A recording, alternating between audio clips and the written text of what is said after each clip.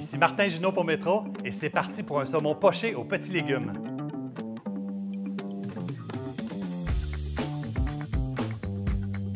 On commence par tailler les légumes. On fait des segments avec la botte d'oignon vert, on coupe les radis en deux, les ravioles aussi et les choux de Bruxelles.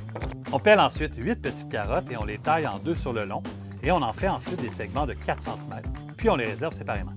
Dans un grand sautoir, on porte le vin blanc à ébullition et on fait prudemment flamber celui-ci.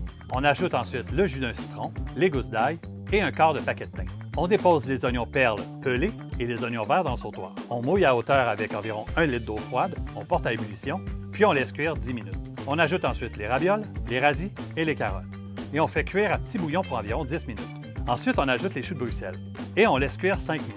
À l'aide d'une cuillère trouée, on retire délicatement les légumes cuits et on les dépose sur une plaque, puis on les réserve. On retire aussi les branches de thym et les gousses d'ail. On porte le bouillon à ébullition et on y dépose les pavés de saumon en s'assurant qu'ils soient recouverts de bouillon. Quand on fait pocher du poisson, l'idéal c'est d'écumer le bouillon puis d'avoir une toute petite ébullition pour avoir un bouillon bien clair.